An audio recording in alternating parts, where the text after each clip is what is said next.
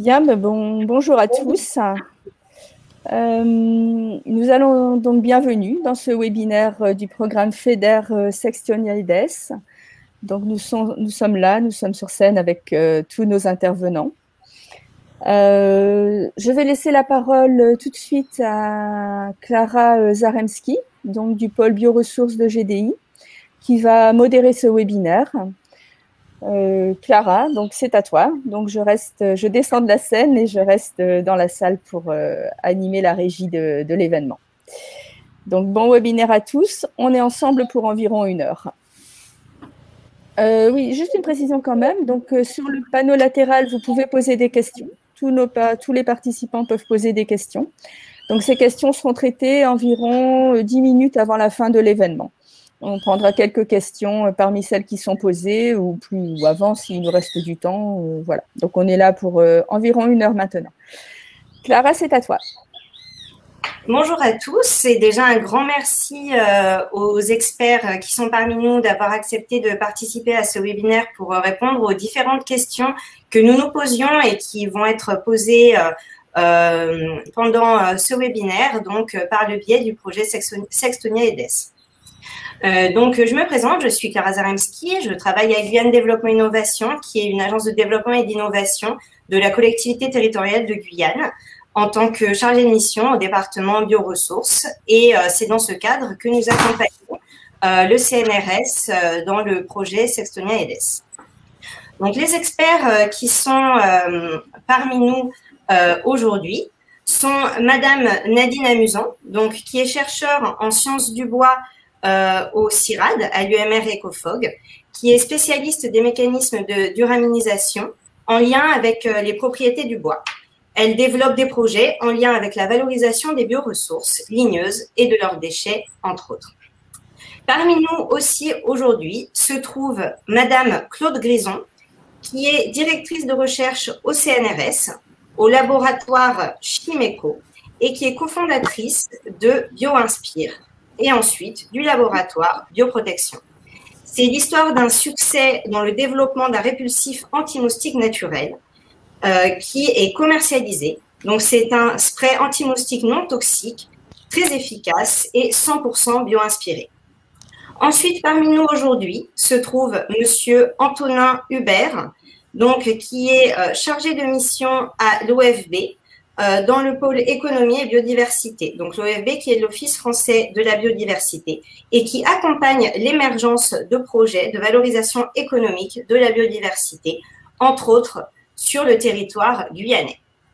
Parmi nous également aujourd'hui se trouve Monsieur Franck Roubaud, donc qui est le directeur de Guyane Développement Innovation et qui est spécialiste de toutes les questions de réglementation, notamment autour des projets de bioressources et pas que. Et se trouve ensuite parmi nous Madame Mariana Royer, qui est la présidente et fondatrice de Biostratège Guyane, veuillez m'excuser, qui est une société spécialisée dans les domaines de l'éco-extraction du végétal, du développement d'ingrédients et de produits naturels éco-responsables et du marketing et de la stratégie de la communication, notamment sur le territoire guyanais, de tous les produits en cosmétique naturelle. Donc, je vais bientôt passer la parole à Madame Émilie Nouel, donc, qui est la coordinatrice du projet Sextonia-IDES, donc qui est chargée de recherche au CNRS, voilà, et qui travaille sur beaucoup de projets guyanais, donc notamment avec GDI, mais également avec le CIRAD, donc sur le territoire. Donc, Emeline, je te laisse du coup la parole pour que tu présentes ce magnifique projet, donc le projet Sextonia-IDES. Bonjour à tous, merci Clara. Tout d'abord, un grand merci à tous les experts qui ont bien voulu participer à cet événement, donc qui fait partie des restitutions du projet FEDER Sextonia-IDES que je coordonne depuis 2017 et qui est un projet qui vise à valoriser les molécules issues d'un bois naturellement durable et exploité en Guyane, qui s'appelle le grignon, ou Sextonia rubra, de son nom latin, dans la lutte contre les moustiques Aedes aegypti, qui sont responsables en Guyane d'un grand nombre de problématiques de santé publique et qui transmettent notamment des maladies bien connues comme la dengue, le Zika ou le chikungunya. Et donc, avant d'entamer les échanges, qui, je l'espère, seront fructueux et instructifs, et je remercie également toutes les personnes qui sont présentes aujourd'hui pour nous suivre. On va vous présenter une petite vidéo du projet, un petit résumé pour présenter le contexte avant d'entamer ensuite les échanges, donc autour de cette question de la valorisation des bioressources.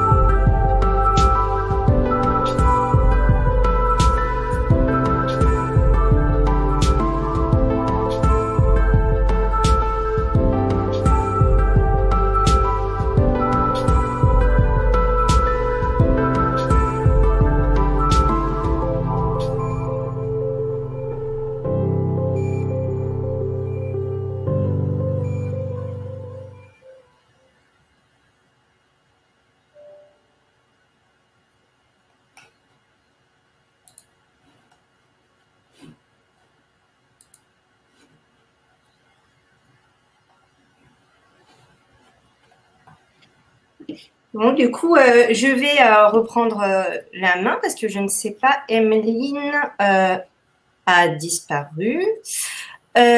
Du coup, alors, pendant du coup, Emeline revient. Oui, Emeline. Effectivement, je te laisse la main à partir de maintenant pour organiser les échanges. Voilà. Oui, donc du coup, par ce projet, donc le projet Sextonia EDES, en fait, différentes questions se sont posées, donc se sont posées à nous. Et donc, sont aussi des questions qui pourraient intéresser un public plus large. Donc, c'est pour cela que nous avons organisé ce webinaire. Donc, c'est aussi dans ce cadre que nous comptons sur vous, donc le public, pour poser toutes vos questions et également amender de vos remarques donc, dans le chat ou dans l'onglet questions de ce webinaire pour qu'à la fin de la discussion qui va dans un premier temps se passer uniquement entre les experts autour de 5 thèmes définis au préalable, que nous puissions par la suite peut-être aller plus loin. Voilà.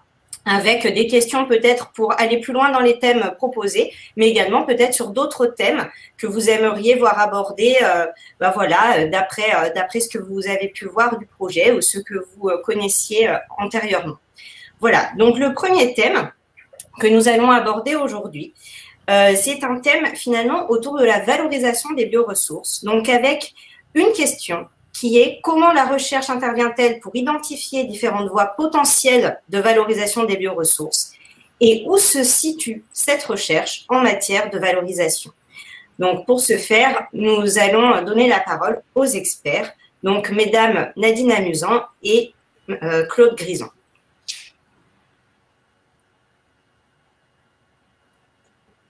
Je te laisse commencer, Claude, et ensuite je prendrai le relais. Très bien. Merci beaucoup. Je crois que dans le projet qui a été présenté, on peut voir que le rôle de la recherche face à l'innovation va avoir un double rôle. Alors bien sûr, au début, on s'en doute tous, le premier rôle du labo de recherche, c'est d'être à l'initiative créative de cette innovation. Donc ici, une activité de type larvicide, bien étudiée, mise en évidence. Mais comme on est dans le domaine de la valorisation des bioressources, je pense aussi que le laboratoire de recherche a un second rôle qui n'est pas négligeable et qui est propre à la valorisation de ces ressources naturelles. C'est d'ailleurs pas par hasard, à mon avis, que ce projet émane d'un labo d'écologie scientifique. C'est qu'il pose donc une question à laquelle le labo de recherche va répondre. En effet, on n'est pas propriétaire des ressources naturelles. Et donc, la première question à laquelle le labo va répondre, c'est est-ce qu'on a vraiment le droit de valoriser ces bioressources, ces ressources naturelles, sans perturber d'équilibre biologique qui peuvent être fragilisés. Donc là, j'ai bien noté avec intérêt l'éco-responsabilité qui donc est sous-jacente à ce projet. C'est à mon sens quelque chose qui est important, qui permet d'être très vite rassuré sur l'éthique du sourcing des bioressources et finalement sur la légitimité qu'on peut avoir à les valoriser. Et puis, je dirais que probablement, le troisième rôle du laboratoire de recherche, c'est d'accompagner, de transférer le progrès technologique, mais c'est aussi d'accompagner une autre dimension qui est peut-être moins naturelle, qui est celle de répondre en fait aux progrès environnementaux, sociaux, sociétaux qu'on va apporter avec cette innovation.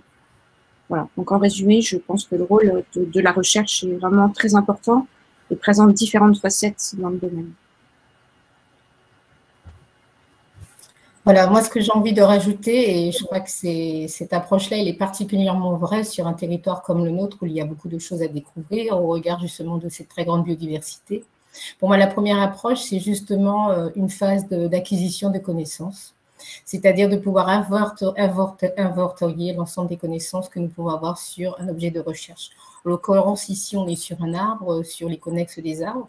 Et dans le cadre de mes activités, par exemple, la première question, je m'intéresse mon objet d'étude et l'étude de la résistance contre les agressions des insectes et des champignons. L'une des questions, c'est de se dire contre quoi, qu'est-ce qui va attaquer ces insectes et ces champignons, qu'est-ce qui est à l'origine de cette résistance. Et là, c'est notre question de recherche. Nous allons mettre des hypothèses. Ensuite, nous allons rechercher est-ce que les molécules qui sont présentes dans le bois, est-ce qu'elles présentent des activités insecticides, antifongiques, etc. Et derrière cela, ça va nous ouvrir un certain nombre de connaissances qui vont nous permettre ensuite d'identifier des applications qui peuvent ensuite trouver véritablement apporter des réponses en termes de développement économique sur un territoire. Donc pour moi, c'est vraiment la phase importante. Et puis la deuxième phase, c'est pouvoir se projeter de façon à pouvoir répondre à des besoins de société. Et ça, je crois que c'est aussi vrai sur un territoire comme le nôtre, c'est-à-dire qu'on ne peut pas faire une recherche qui n'est pas déconnectée de son territoire. Et donc, à ce moment-là, il est important qu'on puisse véritablement travailler avec les acteurs. Et dans le cadre d'un organisme de recherche comme le CIRAD, dont l'une des missions est de contribuer à l'appui au développement des territoires, tous les projets que nous développons se font sur la base d'un questionnement dans un acteur, c'est-à-dire des agriculteurs. Et si on s'est intéressé notamment à des filières de valorisation comme celle de l'aquilaria, comme celle du bois de rose, elles résultent tout simplement d'une interaction avec les agriculteurs parce que cette recherche que nous faisons, il est important qu'elle puisse être appropriée par les acteurs, par les agriculteurs, par des entreprises comme Biostratège qui puissent justement donner vie à ces idées que nous avons eues au départ au sein de nos laboratoires. Donc la première phase, c'est l'acquisition de connaissances. La deuxième phase, c'est une forte interaction avec les acteurs de façon à ce qu'on puisse ensuite faire ce relais et qu'ils puissent se les approprier. Après, ce que je voudrais aussi mettre en avant, c'est véritablement la position du chercheur qui se trouve à un moment où il va être limité. Il va devoir s'appuyer sur des structures relais qui vont pouvoir l'accompagner à donner vie à cette idée, à cette innovation. Et là, on va s'appuyer soit sur des structures telles que GDI, soit sur des dispositifs de l'État au niveau de façon à favoriser plus de porosité avec cette entreprise. Cela peut se faire, par exemple, dans le cadre de la mise en place de formations sur des bourses cibles, c'est-à-dire qu'on va former un docteur qui va être positionné soit au sein du laboratoire, soit au sein de l'entreprise. On va travailler pour pouvoir répondre à des besoins techniques de l'entreprise. Cela peut se faire aussi au niveau de la maturation des idées, parce que nous avons une idée, mais elle n'est pas encore prête pour pouvoir passer sur le marché. Et donc, il va falloir aussi faire cet accompagnement. Et là, on se trouve vraiment aux limites de nos activités. Et il est nécessaire ensuite d'être accompagné. Donc, voilà un peu en ce qui me concerne, cette vision globale qu'il faut mettre en avant. C'est-à-dire, 1, l'acquisition de connaissances, 2, identifier ces recherches, ces connaissances que nous avons acquises, quelles applications elles peuvent avoir sur le territoire, 3, d'avoir une forte interaction avec des acteurs pour pouvoir s'approprier, et ensuite d'avoir des dispositifs qui viennent de l'État ou d'ailleurs, de façon à permettre de donner vie à ce projet qui est centre d'un point de vue économique. Merci beaucoup, mesdames.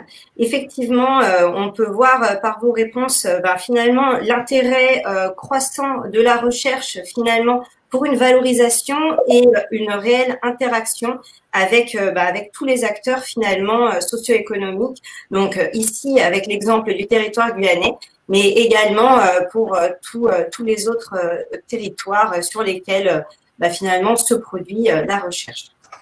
Donc nous allons aborder un second thème, donc qui est un thème finalement un peu plus technique, donc qui concerne finalement l'interrogation du passage du laboratoire au marché, avec notamment une question sur les enjeux de l'homologation, et également une autre question qui est: la réglementation est-elle bien adaptée aux produits naturels? Alors, pour répondre à ces questions, nous allons laisser la parole donc à mesdames Claude Grison et Mariana Royer, et à monsieur Franck Roubaud pour intervenir sur ce sujet. Je vous remercie. Merci Clara. Donc effectivement, on aborde une phase importante dans le développement d'un produit. Donc comme Nadine vient de l'expliquer, c'est sûr qu'une innovation, c'est vraiment une aventure collective avec différentes facettes. Que ce soit le chercheur ou que ce soit l'entrepreneur qui ont déjà des activités complémentaires. Donc ils vont devoir affronter quelque chose qui est très complexe, la réglementation. Je ne suis pas du tout une spécialiste de la réglementation, mais je l'ai vécu à travers ma propre expérience. C'est une étape qui n'est pas simple et qui nécessite vraiment d'être accompagnée par des spécialistes du domaine. Et là, si on est face, par exemple, au cas du développement d'un herbicide, on est dans le domaine des biocides, qui est assez compliqué et qui nécessite tout simplement une autorisation de mise sur le marché. On sait que ça va être complexe, on n'imagine peut-être pas à quel point la difficulté est réelle. Et les volets financiers ne sont surtout pas négligés, mais je veux dire, la difficulté de compréhension de telles réglementations est vraiment un métier à part. Et donc là, en général, je pense que s'adresser à un cabinet d'études qui a l'habitude de décortiquer ces textes et toutes leurs difficultés est absolument essentiel. Donc ça, c'est la phase réglementation. Mais quand on a un produit comme celui-ci, qui correspond à la valorisation de ressources naturelles, auquel on veut donner cette notion en fait, d'éco-responsabilité, de naturalité, c'est sûr qu'on va aller beaucoup plus loin. On va chercher à avoir des homologations, des certifications de type bio, éco-garantie, qui vont être une autre difficulté, parce que comme la deuxième question le laisse supposer, eh bien, ces certifications ne sont pas toujours très bien adaptées aux produits naturels. Elles vont se référer exclusivement, globalement, à l'activité, à l'application, donc ici l'herbicide. Il va être très difficile de sortir du schéma général et de cette activité de biocide et finalement obtenir là encore la certification bio, le degré de naturalité qui est derrière ce projet et qu'on veut afficher clairement et fièrement, et ça me semble très légitime, ne va pas être simple du tout. Donc là, pareil, c'est vraiment un travail de spécialiste qui est très pointu, qui est complexe et qui est surtout à ne pas négliger.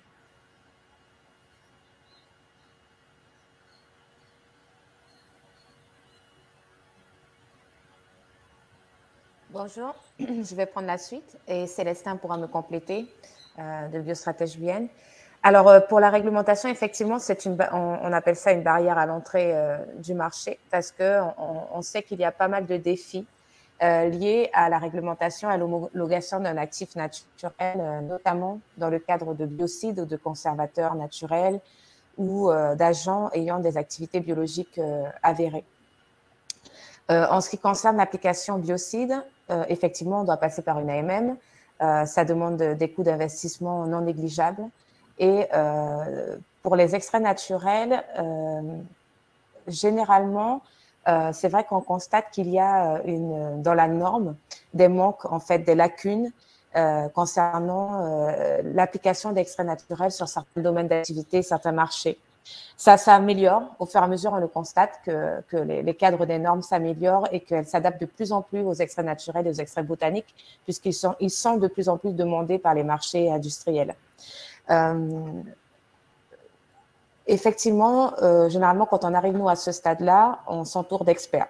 On s'entoure d'experts en réglementation et d'experts en réglementation qui sont vraiment dédiés à un marché donné, sachant que chaque marché a sa réglementation propre. Donc, je rejoins Madame Claude Grison là-dessus. Peut-être Célestin, quelques mots pour compléter. Oui, bonjour à tous. Juste simplement, donc là, on a vu l'aspect un peu frein de la réglementation sur les marchés, par exemple des biocides, des larvicides, dont parlait Madame Grison aussi.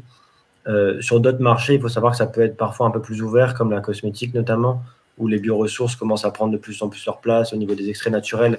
Et comme il y a une demande du marché, ben, du coup, il y a des verrous qui sautent un peu sur d'autres marchés. Donc ça, c'est important de voir aussi que, en fait, la réglementation elle est très, très dépendante des marchés et finalement assez peu de la ressource au départ, mais vraiment de l'application finale. Et puis après, je pense aussi pour avoir une note positive, donc on peut se servir aussi d'une partie de la réglementation comme un levier. Par exemple, la réglementation environnementale dont on parlait, qui est assez stricte au niveau européen et français, qui peut être justement quelque chose qui nous distingue, la Guyane, par rapport au reste de l'Amérique du Sud, où il y a moins de réglementation au niveau environnemental. Et derrière, ça va être un atout pour nos produits. Donc, on peut à la fois voir la partie frein réglementaire, mais aussi les leviers que ça peut être pour certains marchés. Donc, pour compléter, de toute façon, je m'associe à ce qui vient d'être dit. Je vais être très court et très simple. La réponse, elle est non. Et quel que soit le domaine, la réglementation est un véritable frein. Et parfois même, on trouve un paradoxe entre une volonté politique de développer le territoire, même au national, sur le plan économique, et des réglementations, et un certain nombre je crois que c'est un président qui parlait de millefeuilles administratifs. On rencontre beaucoup de difficultés, et GDI, sur son accompagnement, même si on n'est pas spécialiste, comme le disait Madame Grison, sur la réglementation, pour autant, on est confronté à cette difficulté d'accompagnement des entreprises. Et je crois que Mariana le disait à juste titre. Mais je prendrai moi un tout autre exemple. On a accompagné une entreprise sur la brique en terre crue. Ben, c'est un système un petit peu vicieux, un petit peu pernicieux dans lequel ça boucle. C'est-à-dire que pour pouvoir avoir un agrément, il faut pouvoir faire la démonstration du bien fondé de son innovation. Et pour autant, pour le faire, il faut avoir l'autorisation. Donc la réglementation évolue en fonction de ces dispositifs-là. Malheureusement, c'est un système qui boucle. Et c'est vrai que je suis, en tout cas, admiratif des entrepreneurs, parce que dans le dispositif français, c'est quelque chose de pas du tout évident. Voilà. Eh bien, merci à vous trois pour vos retours sur la réglementation. Donc, effectivement, on peut dire en conclusion de vos interventions que la réglementation, finalement, parfois peut être une véritable barrière. Donc, comme le disait Mariana, une véritable barrière à l'entrée. Mais que finalement, avec un esprit collectif, donc entre la recherche, les entreprises et des agences de développement telles que GDI, effectivement, comme le disait Madame Grison, l'innovation devient une aventure collective et c'est par ce biais-là que nous pouvons avancer sur des projets tels que le projet, par exemple, Sextonia EDES. Donc, la question suivante, finalement, et comme on l'a déjà abordé dans cette question-là, c'est la question, finalement, des produits naturels. Car, effectivement, comme le soulignait Célestin, les produits naturels ont une place particulière Donc, la question que l'on peut se poser, c'est effectivement, finalement, la place des produits naturels dans l'économie circulaire, dans une économie également éthique et finalement dans une économie tout court. Alors, du coup, pour intervenir sur ces questions-là, nous allons laisser la parole donc à messieurs Antonin Hubert et Franck Roubaud. Oui, donc si je peux me permettre de commencer, donc à l'Office français de la biodiversité, c'est vrai qu'au travers notre dispositif d'ingénierie de projet en économie et biodiversité, hein, la question qu'on se pose, c'est quelles sont les conditions qu'on doit pouvoir assurer pour quand on valorise, quand on s'appuie sur des produits naturels, comment on s'assure qu'on est derrière un développement économique qui soit réellement durable, soutenable. Il nous semble que l'important, c'est de pouvoir prendre en compte et intégrer toute la chaîne de valeur hein, dans le raisonnement, c'est-à-dire regarder bien sûr l'origine, les méthodes d'extraction hein, de cette matière première naturelle, les autres aussi matières premières qui pourraient être utilisées dans le process de fabrication, s'intéresser aux méthodes d'extraction hein, en laboratoire, les modes de transformation, se poser des questions de quelle utilisation finalement et où est-ce qu'on va utiliser le produit? Est-ce qu'on s'inscrit dans effectivement un circuit court ou alors est-ce que notre produit, in fine, va faire 3 fois le tour du monde avant de rejoindre son utilisateur? Et pas oublier aussi peut-être que un produit naturel peut être dangereux, peut être toxique. Hein. Un des premiers pesticides qui avait été utilisé était issu du tabac, qui est bon, bien sûr un produit naturel, hein, mais qui au final a été interdit. Donc, effectivement, il faut qu'on puisse regarder ça de façon holistique, globale. On a des pistes de solutions. Hein. Alors, pour parler de ce que propose l'Office français de la biodiversité, on a un dispositif entreprise engagée pour la nature qui consiste à accompagner les entreprises volontaires dans une démarche de progrès en matière de prise en compte de ces enjeux de la biodiversité à travers notre propre équipe là, basée en Guyane. On accompagne les activités, les porteurs de projets économiques, on les soutient, on les finance, on les accompagne en ingénierie de projet pour pouvoir les aider à intégrer, enfin développer leur activité économique basée donc sur une valorisation de la biodiversité, mais avec un souci d'avoir un modèle qui soit in fine global. Pour prendre un peu de hauteur, on a des recommandations, hein, bien sûr internationales, nationales, depuis le GIEC ou l'IPBES, donc la plateforme intergouvernementale sur la biodiversité et les services écosystémiques. Donc on a quand même des pistes, hein, on va dire, qui doivent nous permettre d'alimenter ces réflexions.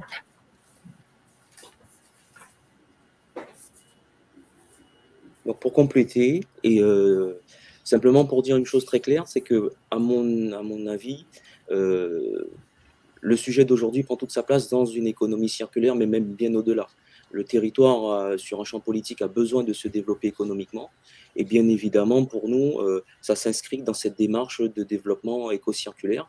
On pourrait citer un exemple. Il y avait une petite vidéo qui était prévue initialement, mais par rapport à une organisation de temps, on a préféré ne pas la mettre. C'est tout simplement le projet Cap Valora que certains d'entre vous connaissent et qui est basé sur un principe justement éco-responsable et sur une échelle éco-circulaire.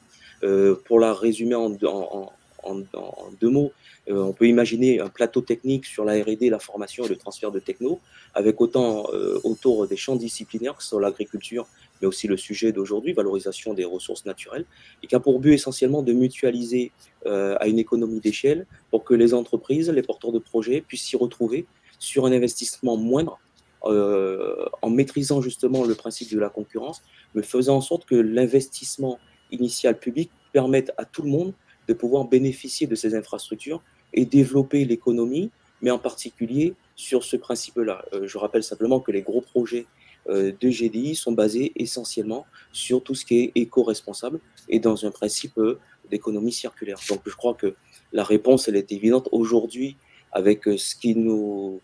la problématique du réchauffement climatique. Je crois qu'on ne peut plus aujourd'hui dissocier le développement économique d'un côté et le principe on va dire de la préservation des espaces naturels. Je crois qu'on doit trouver des solutions intelligentes où l'ensemble des projets doivent se marier et faire en sorte que on préserve autant l'environnement qu'on développe aussi l'économie, puisque en tout cas en Guyane, quand on connaît le taux de chômage, on doit à un moment donné pouvoir donner à manger à la population tout en préservant notre environnement. Donc je crois que le projet recherche développement économique d'aujourd'hui prend tout son sens et toute sa place, on va dire, dans l'écosystème guyanais.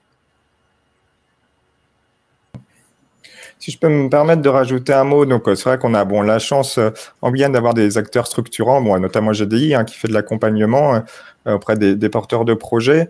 Un mot, ce qu'on a évoqué tout à l'heure, la question du biomimétisme, pour dire qu'on a un autre projet structurant qui est en train de voir le jour, donc dans le cadre du plan innovation Outre-mer et porté par l'université, qui a vocation à créer du lien entre cet écosystème des entreprises et de la recherche, notamment à travers l'université. Projet qui consiste à développer un cluster multi-compétences, donc une plateforme avec donc un projet de créer un centre d'ingénierie bio-inspiré. Donc, il est porté, ce projet, par l'Université de Guyane et qui doit nous permettre au territoire, de façon collective, à développer un pôle de compétences sur la valorisation des ressources naturelles locales. Donc, on voit qu'au travers les projets portés par GDI ou par ce nouveau projet en cours de montage, on a une volonté sur le territoire de effectivement allier valorisation économique de la biodiversité avec une vraie logique de développement durable du territoire. Et je pense que collectivement, il faut vraiment qu'on pousse. La recherche, on l'a dit, a son importance. La question du transfert des connaissances issues de la recherche vers le monde économique, la question de la réglementation, donc d'adapter, nous en tant qu'acteurs d'accompagnement, aider aux côtés des industriels, des porteurs de projets à travailler pour adapter la réglementation qui, comme on l'a vu, peut être vue parfois comme un frein, parfois comme un levier, mais un vrai travail à réaliser de notre part en accompagnement. Merci beaucoup, messieurs, d'avoir répondu à cette question finalement sur la place des produits naturels dans l'économie. Donc, on peut voir effectivement que les produits naturels sont inspirants pour une économie circulaire, une économie éthique et une économie tout court, comme on en parlait tout à l'heure, notamment avec des dispositifs d'aide, comme nous a parlé Antonin, donc notamment sur des exemples d'aide de l'OFB, ou encore grâce à des projets structurants, donc comme parlait Franck Roubaud à propos du projet Cap Valora, qui est un projet très structurant sur le territoire guyanais. Donc, et effectivement, on va profiter de cet exemple du centre d'ingénierie bio-inspiré pour parler et évoquer des exemples de réussite, donc en Guyane ou ailleurs, donc avec les experts, donc Madame Claude Grison, Madame Mariana Royer et Monsieur Franck Roubaud pour ce 4e thème. Merci Clara de me donner l'opportunité de parler en fait des résultats du laboratoire bioprotection, donc qui a réussi finalement à mettre sur le marché une molécule qui est complètement inspirée de la nature. En fait, il s'agit du premier spray répulsif de moustiques et autres arthropodes vecteurs de maladies infectieuses français qui est certifié éco-garanti. Donc, il intègre vraiment un actif végétal, donc qui nous a permis de concilier deux aspects auxquels on tient tout particulièrement et qu'on a pourtant souvent l'habitude d'opposer, c'est l'efficacité et la naturalité. Donc, pour nous, c'est un exemple qui montre quand même que malgré toutes les difficultés qu'on a évoquées, ce niveau réglementaire, le passage de la recherche vers le développement industriel, eh bien, la réussite de tels projets, de telles aventures, donc peut aller jusqu'au bout. Donc, je pense que ça doit être quelque chose d'encourageant. En tous les cas, je souhaite à tous les chercheurs et entrepreneurs de Guyane qui suivent cette voie de persévérer, parce que oui, c'est possible. Je vais prendre la suite. Merci, Madame Grison. Alors, du coup, pour nous, on peut témoigner de quelques success stories avec la partie entrepreneuriale, notamment sur le modèle Bioforextra qui avait été mis en place au Québec et qui a fait la preuve de concept d'une chaîne de valeur de la scierie au marché en récupérant les déchets de scierie du Québec pour développer des principes actifs objectivés cliniques pour la cosmétique et qui a fait un véritable succès sur la cosmétique globale. Et donc, en économie circulaire réellement, puisqu'on s'intégrait sur la chaîne de valeur avant la combustion pour la production d'énergie. Et ce modèle qu'on est en train de répliquer sur la Guyane avec cette fois-ci une application, donc le programme Ecophyto Guyane, et une application de tout ce qui est biocides, biopesticides, agents de biocontrôle ou biostimulants à partir des différentes essences issues de l'industrie forestière guyanaise. Donc, on s'occupe encore une fois de valoriser les déchets de scierie. Cette fois-ci, ce sont plus des sciures que des écorces. Et cette fois-ci, on travaille sur des principes actifs qui rentrent dans la formulation d'agents de biocontrôle. Et on vient d'obtenir les résultats sur les grandes cultures de blé avec un très bon succès. Effectivement, c'est Mon Algérie et le Coran. C'est un beau success story. Donc, c'est l'exemple de biostratège pour le citer, mais Mariana va le mettre en valeur bien mieux que moi. En tout cas, félicitations à vous, parce qu'en plus, on est sur une dimension industrielle, mais je pense qu'il y a aussi d'autres entreprises. On pourrait citer IDNA, on pourrait citer Yana Farm et autres. C'est un principe justement de valorisation, certainement peut-être un peu moins connu et qui mérite peut-être d'être mis en valeur un peu plus souvent. Mais je crois qu'au-delà de ça, il y a aussi toute la valorisation au niveau recherche, puisqu'il y a beaucoup d'activités de recherche et de très haut niveau, que ce soit le CIRAD, CNRS, l'IRD et autres, avec des dépôts de brevets, donc avec des créations d'entreprises potentielles. Mais je crois que ce qui manque peut-être sur le territoire, et il me semble que l'université porte aujourd'hui ce projet, mais c'est un projet que nous souhaitons depuis un petit moment, c'est la mise en place d'une cellule de valorisation qui est l'interface entre justement les activités de recherche de très haut niveau et qu'on connaît et reconnues à l'échelle internationale. Et pour autant, c'est l'interface manquante justement pour qu'on puisse alimenter notamment l'incubateur que nous avons, mais bien au-delà, faire en sorte qu'il y ait cette jonction entre l'entrepreneuriat et la valorisation de la recherche publique. Donc, je crois que c'est ce qui fait défaut, mais pour autant, il y a plein de success stories. On pourrait aussi citer, même si on est un petit peu en marge de ce webinaire, mais Solicase, que beaucoup connaissent, et on pourrait citer aussi d'autres qui ont justement pris l'activité recherche et la valorisé sous une forme économique. Donc, oui, je crois qu'il y a des choses intéressantes, importantes à mettre en place, et peut-être c'est le rôle de GLI de mettre peut-être un peu plus en lumière d'autres porteurs de projets et d'autres activités de développement économique issues de cette valorisation des bioressources. Eh bien, merci à tous les trois. Donc, déjà, merci à Mesdames Grison et Madame Royer d'avoir présenté finalement leur success story, donc avec BioInspire et Biostratège. Et merci beaucoup à Franck de souligner effectivement le lien finalement très ténu entre la recherche et le monde entrepreneurial qui est sur notre territoire, donc en Guyane, mais en général, finalement assez développé, pour plusieurs projets et plusieurs structures entrepreneuriales, inspirées des bioressources. Voilà, donc ça nous amène au dernier thème, qui est finalement de s'interroger là purement sur le territoire. Donc la Guyane est-elle prête pour le développement des filières et quels sont les défis à relever? Voilà, donc pour intervenir sur ce thème, nous allons laisser la parole à Madame Nadine Amusant, Madame Mariana Royer, Monsieur Franck Roubaud et si Monsieur Hubert veut intervenir également en tant qu'OFB, ce sera avec grand plaisir. Je vous laisse la parole, merci. Voilà, moi je vais prendre, déjà donner un peu le point de vue au niveau de la recherche. Ce que j'ai envie de dire, c'est oui, la Guyane est prête pour pouvoir s'inscrire dans cette démarche-là. Au regard de sa forte biodiversité, en ne citant que par exemple les espèces ligneuses, on a près de 1700 espèces ligneuses, on en découvre régulièrement. Donc véritablement, on a vraiment une ressource, des bioressources à valoriser, tout est là en fait. Par contre, ce que j'ai aussi envie de mettre en avant, c'est qu'on a aussi la présence de quasiment tous les organismes de recherche qui sont présents sur ce territoire et qui font aussi une recherche de très bonne qualité. Donc, en fait, l'ensemble des ingrédients sont là. Ce que j'ai envie aussi de mettre en avant, ce sont aussi, quelque part, quels sont les défis à relever. Je pense que l'un des défis, c'est, Franck le disait un petit peu quelque part, c'est qu'il y a une nécessité d'avoir une meilleure connaissance, en fait, de l'écosystème de recherche guyanais. C'est vraiment important. Nous valorisons, en fait, toutes les connaissances que nous produisons, mais il est important aussi que cette connaissance-là puisse être digérée et remise à disposition des acteurs, qu'elle soit recontextualisée. Et en fait, la proposition, la mise en place en fait d'acteurs qui sont en lien avec la valorisation de la production scientifique, elle a vraiment véritablement un lien à jouer là. Ce que j'ai envie aussi de mettre en avant, c'est la nécessité d'avoir des dispositifs techniques qui nous permettent de faire de la recherche et qui nous permettent de faire de la recherche de qualité.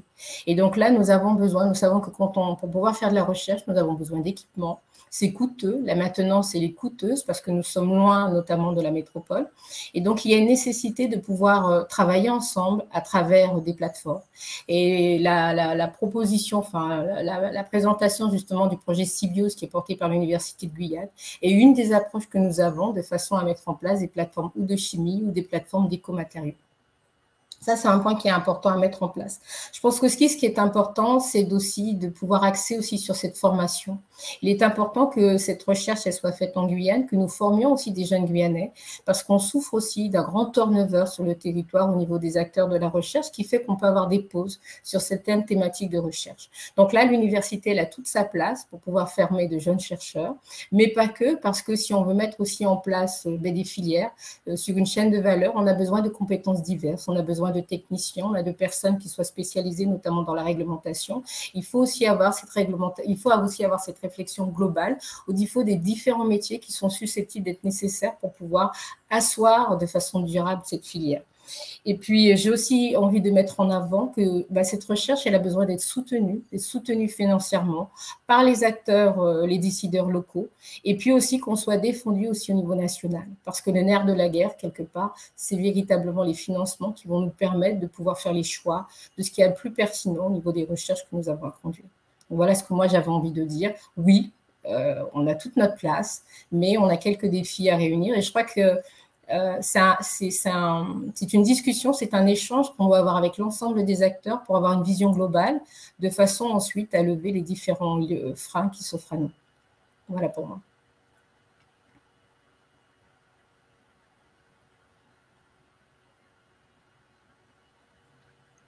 Bien, mais si personne ne se lance, je prends la suite. Je laissais, en tout cas, honneur aux dames de s'exprimer avant.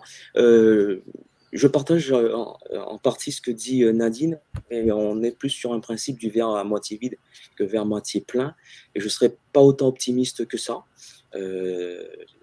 parce qu'en fait, je considère que déjà, on est sur un principe, on va dire, de choix politique, parce que le temps politique n'est pas le temps économique, et le temps économique n'est pas le temps de la recherche.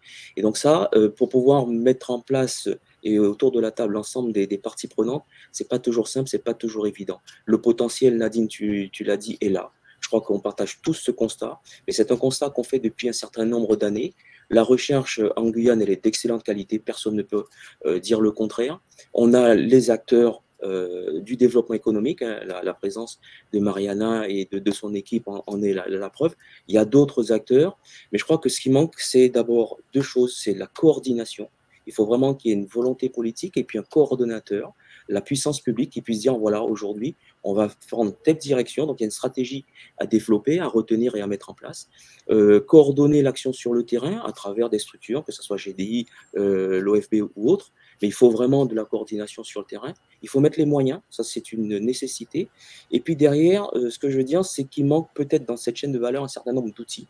On a parlé tout à l'heure de la cellule de valorisation, on a parlé aussi de Cap Valora. Sans ces outils, pour moi, point de salut, parce que ça va demander aux entrepreneurs trop d'efforts financiers, trop d'investissements. Ça demandera à la recherche justement de ne pas être suffisamment soutenue.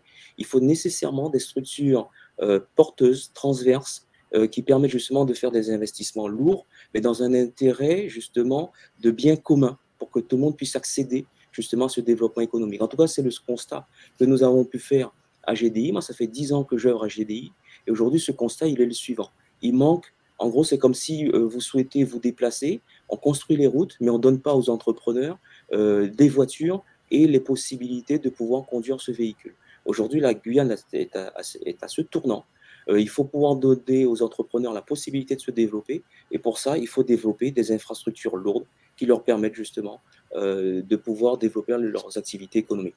Donc, je pense qu'aujourd'hui, les conditions sont réunies. Il faut simplement qu'il y ait un coordonnateur pour mettre en œuvre cette musique-là que tout le monde entend au fur et à mesure, mais qu'on ne peut pas jouer en partition soliste. Il faut vraiment un chef d'orchestre par rapport à un développement harmonieux de la Guyane.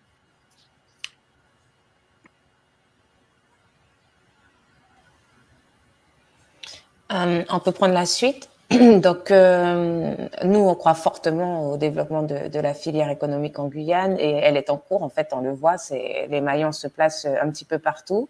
Ce qu'on pourrait dire qui est nécessaire pour accélérer ce phénomène, c'est effectivement une structuration au niveau de l'agriculture, mais nos activités en fait commerciales de plusieurs entrepreneurs, pas que biostratèges, on est nombreux sur cette filière, de plus en plus nombreux, je dirais, à se positionner, que ça soit en produits finis, en ingrédients, matières premières ou transformation ou agro-transformation. Et ce qu'il faut vraiment pour cette filière, c'est de permettre aux agriculteurs, en fait, aux agents de la ressource, que ce soit les forestiers ou les agriculteurs, de pouvoir bien comprendre où est-ce qu'on va et se positionner fortement avec nous. Mais sinon, on sent qu'il y a une dynamique, on sent qu'il y a de plus en plus de compréhension au niveau des organismes et des institutions de financement également. Je vais parler des banques qui soutiennent nos activités commerciales, comme le Crédit Agricole, par exemple, ou autres banques sur le territoire qui sont enfin beaucoup moins frileux à investir dans cette filière. Ça se sent et plusieurs entrepreneurs peuvent le témoigner. Il y a également BPI qui a vraiment une activité sur l'innovation et sur le transfert technologique au niveau de l'économie, qui est vraiment en soutien de cette filière-là et qui a bien compris les enjeux de cette filière-là. Et puis maintenant, ce qui va vraiment faire démarrer et accélérer cette filière, c'est l'arrivée de fonds d'investissement ou de capitaux propres, de capitaux privés. Et ça, je pense qu'on est en train d'y travailler, notamment avec tout ce qui est French Tech, etc., et Outre-mer Network, qui font un travail formidable sur Paris pour convaincre les investisseurs d'investir en Guyane sur cette filière de la biodiversité. On travaille notamment avec la ministre Moreno aussi, qui a bien compris l'enjeu d'investissement dans les Outre-mer, ou encore le ministre de l'Outre-mer qui est passé et qui a aussi bien compris l'objectif. Donc, je pense que la biodiversité est au cœur des discussions, l'Amazonie française également, et tout ce qu'elle peut apporter en termes de biomolécules et d'agents naturels pour divers marchés d'application. Donc, c'est à nous de continuer à démontrer qu'on est capable. On manque d'équipements sur les territoires, donc il faut continuer à investir sur des équipements. Et bien que effectivement il soit nécessaire d'avoir une volonté politique pour le faire, on est dans un momentum où on ne peut plus attendre que ça se positionne. En fait, il faut que aussi la partie privée puisse drainer cette partie politique, puisse aussi lui démontrer qu'elle a fait des preuves de concept suffisantes pour qu'il y ait en fait que cette position politique soit vraiment voit la restitution de tout ce qui a été fait et puisse se dire que voilà, on est rendu là et qu'on peut plus faire marche arrière.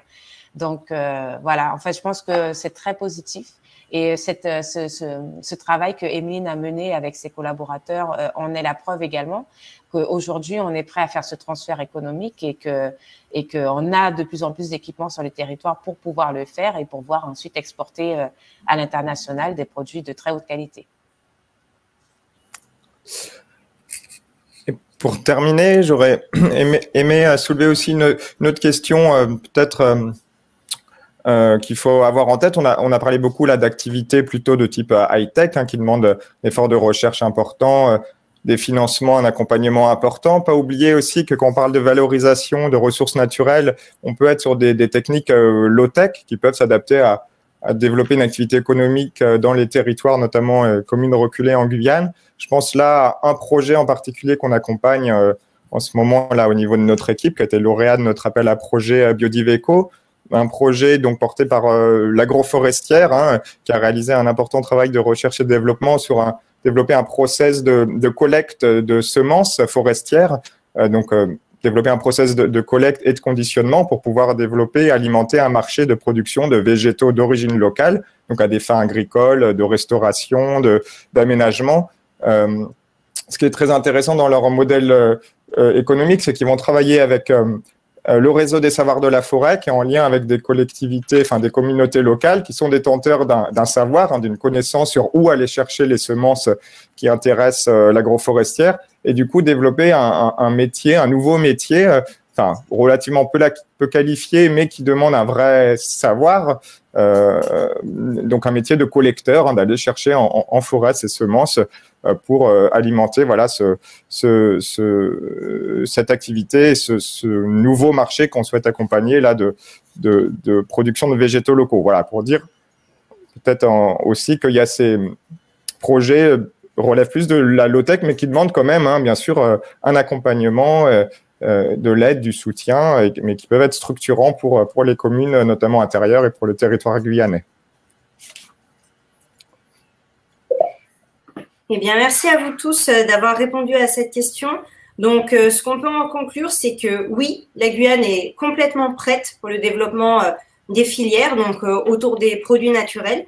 Donc, bien sûr, il y a des défis à relever, comme par exemple la structuration, l'enclavement du territoire, parfois également, les problèmes de financement qui ont été abordés, encore la coordination sur certains projets et, comme le soulignait M. Rougaud, les temps politiques qui parfois ne correspondent pas aux temps économiques. Mais ce qu'on peut en conclure de tout ce que vous nous avez dit, c'est que finalement, le territoire guyanais donc, est très riche de sa biodiversité. Il est également très soutenu par la diversité des organismes de recherche et d'outils qui sont sur le territoire. Donc, on a cité par exemple GDI et l'OFB, il y en a d'autres, mais également les banques, voilà, les banques du territoire dont on ne parle pas assez, et les financements, comme parlait Mariana également, donc avec notamment la French Tech, donc qui s'intéresse de plus en plus aux Outre-mer, et également les soutiens politiques. Et ce qu'on peut voir également de très positif sur le territoire, comme vient de le souligner Antonin, c'est aussi des projets finalement qui sont en cohérence avec la diversité du territoire. Donc bien évidemment, tout cela est très encourageant et surtout la preuve que les choses avancent sur le territoire et sont déjà même bien ancrées. Voilà, donc je vous remercie à tous, les experts, d'avoir répondu à toutes ces questions qui se sont posées pendant le projet. Je vais laisser la parole à Emeline pour une brève conclusion et ensuite nous en viendrons aux questions du public. Et sinon, j'ai une petite question en réserve à vous poser, si vous pouvez bien sûr rester parmi nous, aussi bien les experts que le public. Et sinon, eh bien, merci encore pour votre attention. Emeline, je te passe la parole pour la conclusion. Merci Clara. Je voulais juste brièvement, déjà un grand merci à tous pour ces échanges. Et je voulais juste brièvement revenir sur quelques points qui ont été abordés et puis un petit peu en lien avec le projet. Également, donc effectivement, Claude Grison signalait au départ les questions d'éthique du biosourcing et puis d'origine, cet intérêt de la recherche. L'origine du projet, effectivement, c'était un criblage pour rechercher des molécules actives contre différentes cibles biologiques et notamment les moustiques. Ces projets, ils s'étaient basés au départ sur des questions d'écologie chimique. Ça s'appuie beaucoup sur des questions de biologie végétale et notamment de fonctionnement de l'arbre, comme l'a expliqué Nadine avec les mécanismes de duraminisation.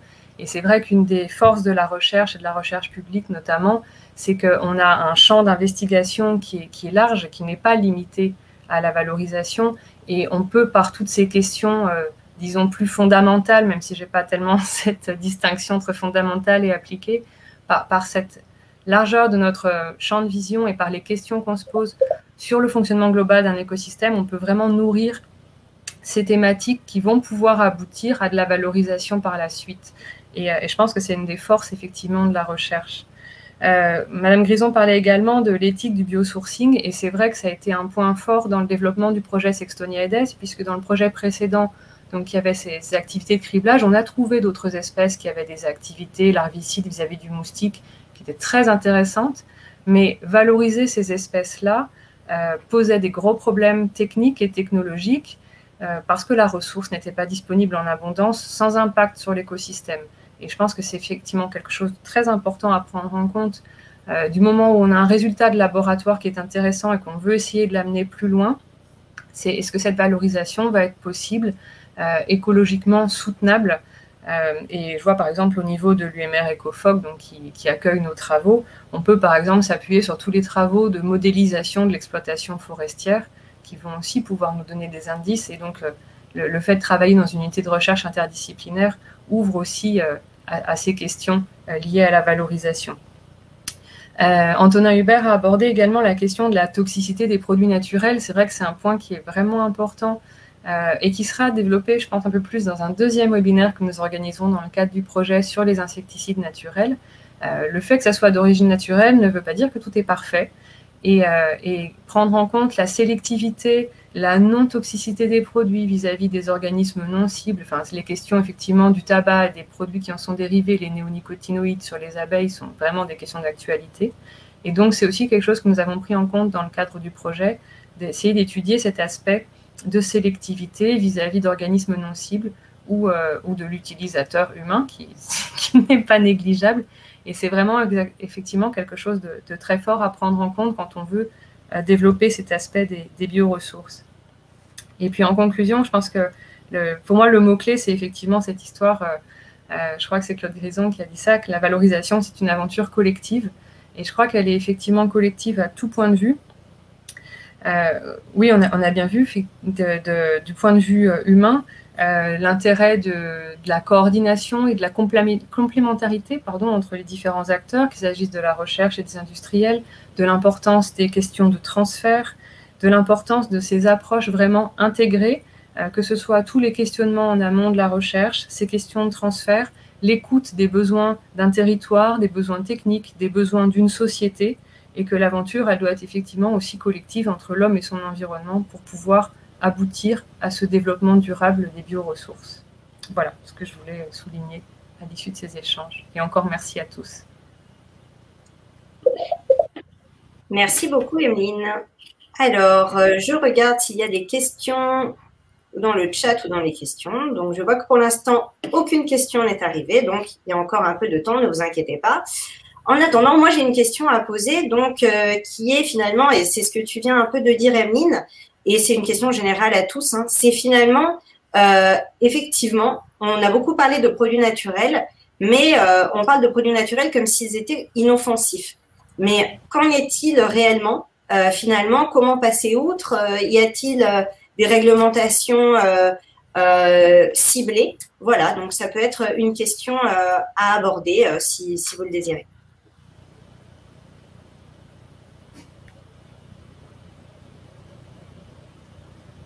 Je voudrais simplement faire l'introduction par rapport à la réponse, c'est de dire que ces molécules naturelles, si elles sont produites, c'est parce qu'elles ont des fonctions au sein des organismes vivants, c'est-à-dire soit de les protéger contre des agressions d'insectes et de champignons, ou soit elles leur servent notamment à faire de la communication entre espèces. Et donc, quand un végétal, par exemple, je peux prendre le cas de l'arbre, il produit des molécules, c'est-à-dire qu'il synthétise des molécules pour se protéger.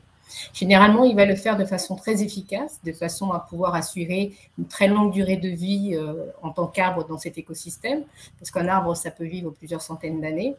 Et donc, du coup, n'ayant pas la possibilité de pouvoir se déplacer et s'enfuir justement vis-à-vis de l'attaque de toutes ces agressions, et cette protection qu'il va assurer, elle se fait de façon des fois très efficace. Et l'une des conséquences, justement, c'est la toxicité des molécules. Et donc, du coup, on doit faire face à ce type de résultat.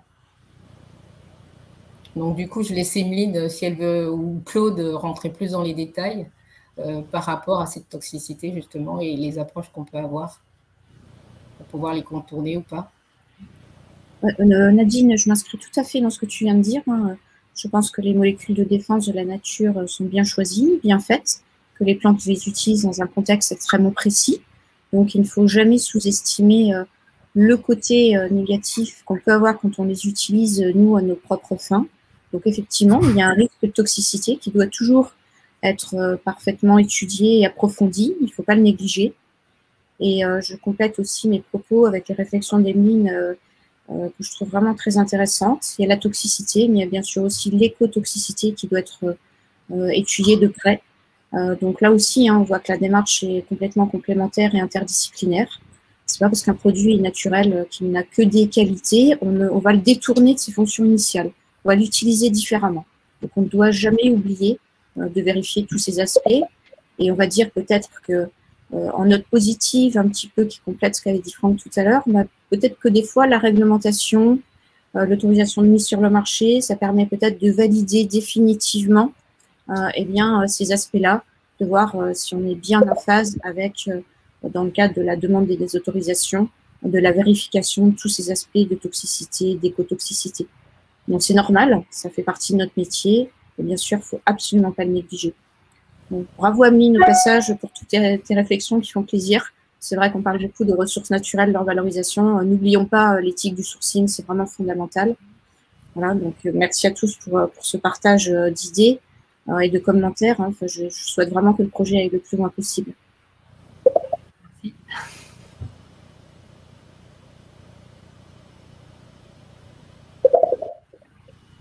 Du coup, merci d'avoir répondu à cette question finalement sur la toxicité des produits naturels dont on parle parfois pas assez souvent, mais qui a quand même toute sa place dans un projet comme celui-ci. J'ai une autre question, car pour l'instant, je ne vois toujours pas de questions sur le chat. Ah, si, peut-être une question. Ah, tout à fait. Alors, j'ai une question du coup dans l'onglet questions, vous pouvez tous la voir. Donc, la question, c'est qui peut jouer le rôle de coordinateur, comme l'évoquait Monsieur Roubaud. Cela doit-il venir des politiques? Et en deuxième question, quel est le positionnement actuel des politiques guyanaises sur ces questions de valorisation de la biodiversité? Alors, je peux peut-être commencer par donner quelques éléments. En tout cas, moi, de ma position, je crois que rien ne peut se faire sans volonté politique, mais dans le vrai sens du terme politique. Je parle pas de politique politicienne. En termes de politique économique, de développement éco-sociétal, bref, donc tous ces éléments-là, pour moi, sont nécessaires. Qui peut jouer ce rôle? Je crois qu'il y a d'abord une question de légitimité. C'est bien sûr au pouvoir public de définir la légitimité, mais bien sûr en fonction des acteurs et de l'expertise qu'ils peuvent apporter. C'est-à-dire que si on est dans un domaine de la recherche, il faudra identifier l'équipe de recherche, que ce soit Ecofog ou tout simplement le CNRS ou le CIRAD, qui porte un projet et qui coordonne en tant que chef de file une action. C'est le cas justement avec le CNRS pour ce projet dont on fait aujourd'hui une forme de restitution, en tout cas d'échange.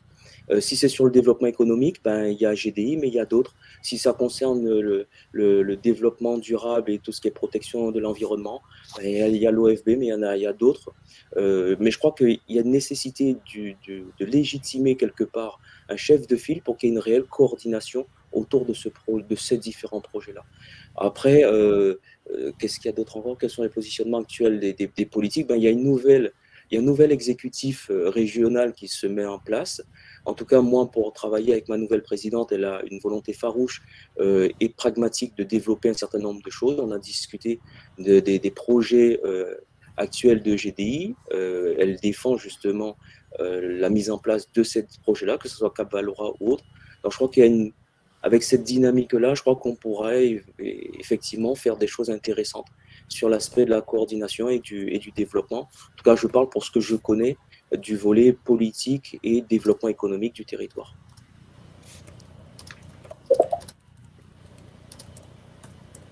Merci beaucoup, Franck, d'avoir répondu à ces questions. Certaines personnes veulent peut-être compléter. Non, merci beaucoup, Franck, et merci beaucoup, Monsieur Frédéric, pour votre question. Donc, moi, j'en viens à une question, du coup, que nous avions voulu aborder, en fait, dans ce webinaire, mais que nous avons décidé d'aborder prochainement parce qu'il faudrait à peu près 3 heures, même peut-être toute une journée pour aborder la question. Donc, c'est une question générale donc à tous nos experts. Vous pouvez y répondre, prendre peut-être moins de temps que toute une journée pour y répondre, mais c'est la question de la brevetisation. Voilà, la question du brevet sur des projets tels que celui-ci ou sur d'autres, notamment en lien avec les produits naturels. Voilà, je vous remercie. Je ne sais pas, je commence peut-être pour le point sur le projet, puisqu'on a...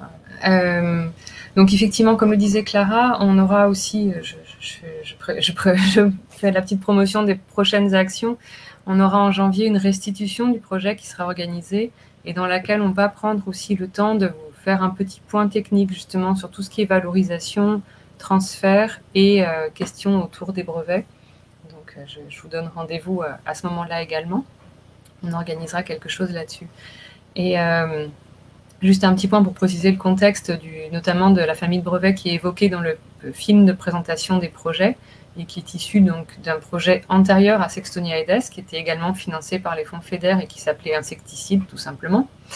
Là, ce qui a été important pour nous, c'est que ce brevet est en copropriété entre les différents acteurs qui étaient impliqués dans le projet et notamment pour ce qui est des acteurs locaux en Guyane, l'Université de Guyane et GDI. Et donc, c'était important pour nous qu'il y ait aussi cet aspect de copropriété parce que le brevet peut être également un moyen d'assurer un retour au territoire. C'est pas, on peut le voir souvent comme une appropriation des choses, ce qui est faux en fait. C'est beaucoup plus complexe que ça. Mais ça peut être également un levier de réaliser un retour au territoire. Et c'est un point sur lequel on avait voulu vraiment être attentif dans le cadre de ce premier projet. Après, je vais peut-être laisser les experts répondre et puis je compléterai éventuellement. Je peux dire en quelques mots que le passage par le brevet est quand même essentiel. Si on veut se donner une chance en fait, de valoriser les résultats, je ne pense pas qu'on ait tellement de choix. C'est la protection naturelle pour se donner vraiment l'opportunité d'industrialiser le résultat. Moi, je n'ai jamais senti ça comme une appropriation. Je pense que c'est l'effort nécessaire pour donner suite aux résultats de recherche. Et peut-être un point important à clarifier aussi, parce que ça fait partie... pour moi, l'appropriation, c'est pas... comment dire, je ne le conçois pas comme ça, mais je trouve que c'est une idée reçue qu'on entend souvent sur les brevets et qui, effectivement, est importante à démonter. Et l'autre idée reçue, je trouve qu'on entend souvent et qui est également importante à déconstruire, c'est qu'on ne brevette pas une espèce. On n'a pas à breveter le grignon. On brevette une inventivité, une découverte, c'est-à-dire ça porte vraiment sur l'activité larvicide de l'extrait dans le cas de la lutte insecticide. Donc on n'est pas du tout sur l'interdiction de l'utilisation du grignon pour la construction bois en Guyane, par exemple. Et c'est important, je pense, de le dire parce qu'on entend souvent cette confusion-là quand il s'agit de brevets, alors qu'effectivement, Claude Grison a raison, il faut remettre les choses à leur place, c'est-à-dire c'est un outil technique de développement. C'est tout, ça, ni plus ni moins en fait. Oui, concernant le brevet, je me permettrai juste de compléter les propos de mes deux collègues. Nous, concernant, c'est une véritable stratégie en entreprise de breveter, notamment pour permettre de positionner un produit et de bloquer quelque temps la concurrence, notamment. Et de protéger les savoir-faire développés par l'entreprise. Donc, on a de véritables stratégies de brevet. Et effectivement, comme disait Emeline, on ne brevette jamais une essence dans le domaine du naturel. On va breveter un procédé, une molécule et une application, généralement, pour que le brevet ait vraiment de la force. Et d'autre part, on a une autre approche aussi, c'est de se rapprocher des centres de recherche sur le territoire qui ont fait de la recherche académique et qui ont breveté. Et dont les brevets sont à disposition des porteurs de projets qui pourraient permettre de valoriser et de faire un transfert technologique vers le milieu économique. Donc, on a fait un tour d'horizon au niveau de la Guyane auprès des chercheurs pour savoir les brevets qui avaient été déposés récemment dans nos domaines d'activité et qui pourraient faire l'objet de licences d'exploitation par l'entreprise pour la mise à l'échelle et la mise en commercialisation des produits. Donc, le brevet est un élément important. Il est porteur, ça sécurise la partie économique et ça permet à des porteurs de projets de travailler en collaboration avec des académiques sur du transfert de technologie. Donc, je pense qu'il faut vraiment, comme tu dis, Emeline, rappeler, faire de la pédagogie sur ce qu'est réellement un brevet. Alors, hier, on m'a dit « Ah, mais le brevet, ça rapporte de l'argent. » Alors, pas du tout. Le brevet ne rapporte pas d'argent. Ça coûte beaucoup d'argent. Donc, déjà, il faut s'en mettre. Ça coûte beaucoup d'argent. C'est vraiment une stratégie d'entreprise de valorisation. Donc, on maintient un brevet en vie, il faut le maintenir en vie. c'est beaucoup d'argent, mais qui permet de gagner du terrain, des parts de marché et de maintenir sa technologie à la pointe, en chef de file d'un domaine d'activité ou d'un domaine d'application donnée. Donc, voilà. Et juste pour rebondir sur ce que vient de dire Mariana, je pense que Claude Grison aurait peut-être aussi des choses à dire. Au niveau de la recherche, effectivement, quand un brevet commence à rapporter, il y a le très bel exemple de l'ICSN à côté de Paris, l'Institut de chimie des substances naturelles, qui a déposé le brevet sur le Taxol, donc un agent anticancéreux. Et en fait, l'argent que le brevet a rapporté a permis de faire fonctionner cet institut pendant des années, et donc en fait de nourrir de nouvelles recherches pour de nouveaux développements. L'objectif, ce n'est pas le bénéfice pour le bénéfice. Et je pense que c'est la même chose du côté de l'entreprise. L'objectif, c'est de continuer et de favoriser le développement. Et dans ce que Mariana a expliqué, on voit bien aussi ce rôle de levier. On parlait tout à l'heure de l'importance du transfert et de la complémentarité, mais le brevet peut vraiment jouer ce rôle de levier pour les opérations de transfert. Et donc, ça, c'est vraiment quelque chose d'important et de très positif. Et je crois que c'est important ce qui est dit. Et c'est peut-être le moment aussi de tordre le cou à un certain nombre d'idées reçues. Et vous l'avez dit, je le dirais de façon différente, un brevet n'est pas fait au départ pour gagner de l'argent, mais d'abord pour protéger. C'est une stratégie, Mariana l'a dit, c'est une stratégie après de développement, mais au départ, ça ne rapporte pas, c'est très coûteux, les annuités coûtent relativement cher, et souvent, ici, la population considère que si on dépose un brevet, c'est pour qu'on gagne de l'argent. Il faut quand même savoir que 5% des brevets mondiaux rapportent de l'argent. Les autres ne rapportent quasiment rien. En tout cas, ils sont là pour protéger. C'est un outil stratégique, mais qui ne rapporte pas forcément plus que ça. Et si on est sur des annuités relativement longues, l'investissement en retour peut être relativement maigre. Donc, il faut aussi qu'on le sache. Et c'est un élément important à diffuser. Je crois que ce webinaire permettra peut-être d'éclairer la population sur les principes de brevets. On a vu notamment avec l'IRD le souci que ça a posé. Je crois qu'à un moment donné, il faut être sérieux. Ça ne rapporte pas. Ça permettra par la suite d'investir et de développer. Si, bien sûr, sur un plan industriel, ça peut intéresser, ça veut dire que c'est brevetable, mais après, est-ce que c'est exploitable? Ça reste encore autre chose. Exactement.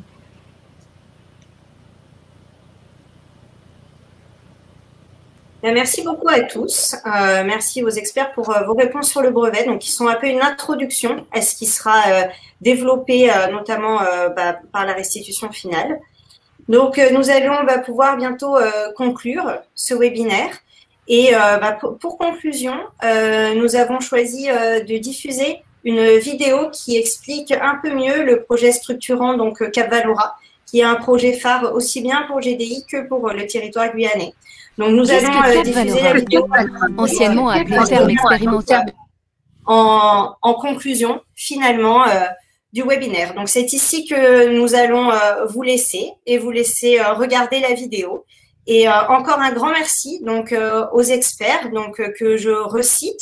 Donc, Madame Nadine Amusant, Madame Claude Grison, Monsieur Antonin Hubert, Monsieur Franck Roubaud et Madame Mariana Royer. Et également un grand merci à Gaël Fornet, donc qui a organisé ce webinaire en grande partie. Donc un grand merci à Gaël et puis bien sûr un grand merci à Emily Noël, donc la coordinatrice du projet Sextonia EDES.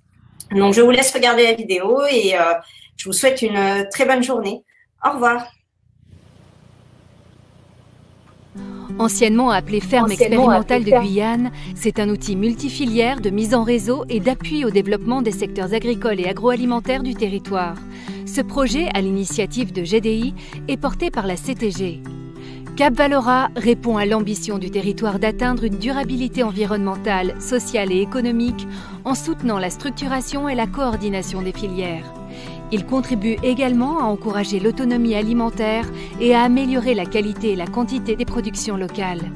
Grâce à son réseau de parcelles expérimentales et d'ateliers de transfert technologique, Cap Valora accompagne ses usagers via des parcelles, des ressources humaines, des outils et des machines. Ainsi, il soutient l'innovation et facilite la recherche appliquée, l'échange de compétences et de savoir-faire et le développement de procédés adaptés à la Guyane. Il optimise donc la production et la valorisation des bioressources du territoire. Comment s'organise-t-il ? Cap Valora est basé sur les notions d'agroécologie et d'économie circulaire. Ils se déclinent en pôles de compétences qui seront amenés à évoluer en fonction des besoins du territoire. Chacun de ces pôles réunit différentes filières et types d'activités appelées pétales. Parmi eux, plusieurs actions concrètes à mettre en place en priorité ont été identifiées. Les pétales du pôle production végétale portent sur la production maraîchère et fruitière, la fabrication de vitroplans et de matériel végétal sain, ainsi que sur les cultures dites traditionnelles. Les actions concrètes de ce pôle concernent entre autres des expérimentations sur différents amendements biologiques et la lutte intégrée contre les ravageurs. Le pôle production animale comprend l'alimentation animale avec la formulation de rations à base de produits et coproduits locaux. Il intègre également l'amélioration des performances, notamment porcines, mais pas que, grâce à des optimisations sur l'alimentation, le sanitaire, les soins et la reproduction. Le pôle ressources aquatiques implique les filières de l'aquaculture et de la pêche. Le développement de l'aquaculture passe notamment par la réhabilitation de bassins et d'une écloserie sur la station aquacole de Soukoumou. Déjà, à la station Soukoumou, il y a des bassins, c'est le poisson. C'est important parce qu'en Guyane, il ne faut pas qu'on pense que le poisson est inépuisable. Puisque nous, la population va grandir très vite, il faut penser à la pisciculture, plutôt l'élevage poisson que d'aller tout le temps pêcher. Le pôle bioressources amazoniennes concerne toutes les productions typiques de la Guyane, comme les palmiers, les plantes à parfum aromatiques et médicinales et la biomasse fournisseuse d'énergie verte. Les actions de ce pôle sont tournées vers la mise en culture, puis l'appui à la transformation des fruits de palmier et de papam. Enfin, le pôle agro-transformation se concentre sur l'appui à la transformation et la conservation des aliments. Il prévoit par exemple de mettre des machines et équipements à disposition des porteurs de projets pour la création de produits pilotes. Au centre, l'agroécologie et l'économie circulaire, principes communs à tous les pétales, font le lien entre les différents pôles. Une approche respectueuse de la terre et des hommes est en effet un prérequis aux activités Cap Valora, tout comme l'optimisation des synergies entre filières.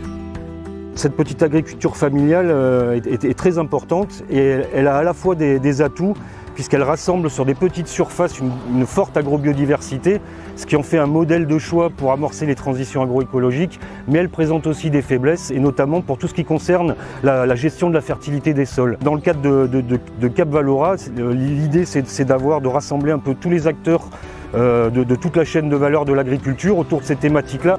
Quelle est son offre ? Tous les acteurs du territoire ont des problématiques spécifiques. En facilitant leur mise en relation et en s'appuyant sur l'existant, Cap Valora et ses partenaires leur apportent des solutions mutualisées.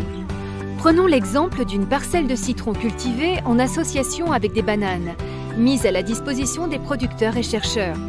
Des expérimentations de couverts végétaux permettent de réduire l'utilisation d'herbicides, d'augmenter la fertilité de ces sols et donc d'améliorer les rendements. Les producteurs peuvent également utiliser des vitroplans, du biochar ou des biopesticides développés au sein de Cap Valora. En parallèle, les structures de formation profitent de cette parcelle expérimentale comme support pédagogique pour leurs élèves. Les productions sont par la suite valorisées en jus, confitures ou fruits séchés par les agrotransformateurs locaux. Grâce à un conditionnement adapté, les distributeurs et la restauration collective bénéficient d'une gamme locale élargie. Les coproduits des matières premières utilisées, comme les peaux, la pulpe, les fruits abîmés ou encore les feuilles, peuvent être, au moins en partie, valorisés en aliments pour le bétail local. Ils peuvent également être valorisés par Cap Valora ou par des porteurs de projets en huiles essentielles ou extraits naturels et ainsi devenir des produits à haute valeur ajoutée, ciblant des marchés de niche. Le CIRAD a une bonne connaissance du fonctionnement de la forêt et de ses produits, notamment ses produits, le matériau bois et notamment les molécules qui sont présentes. Cap Valora, notamment à travers la plateforme d'éco-extraction, va permettre de pouvoir obtenir les molécules à travers des extraits qui vont être standardisés pour répondre à des standards du marché européen. Ces valorisations sont réalisées grâce au centre de transfert technologique multisite de Cap Valora, qui inclut également un laboratoire mutualisé, un service de maintenance des équipements et du soutien en ingénierie sur lesquels les différents usagers peuvent s'appuyer. Grâce à ces services et sites mutualisés, Cap Valora apporte des réponses concrètes aux acteurs du territoire sans les concurrencer. À l'interface entre recherche et développement économique, il constitue un maillon manquant car il met à disposition des outils favorisant la réalisation des projets et le partage des connaissances. En valorisant chaque segment de cette chaîne de valeur, Capvalora contribue à une amélioration en quantité et en qualité de l'offre bioressources amazoniennes et apporte une réponse aux enjeux locaux et globaux que sont l'autonomie alimentaire, la qualité de vie et la transition agroécologique. Cette chaîne de valeur-là ne peut se réaliser qu'en structurant ce fameux continuum recherche, formation, innovation, et c'est typiquement le rôle de Capvalora. Oui, le projet Capvalora va permettre dans un premier temps de réunir tous ces acteurs de la filière pour travailler sur un même objectif, c'est-à-dire le développement de l'agriculture locale. On continue. On continue. Cet outil est nécessaire pour notre pays, pour la Guyane, le département et la France entière.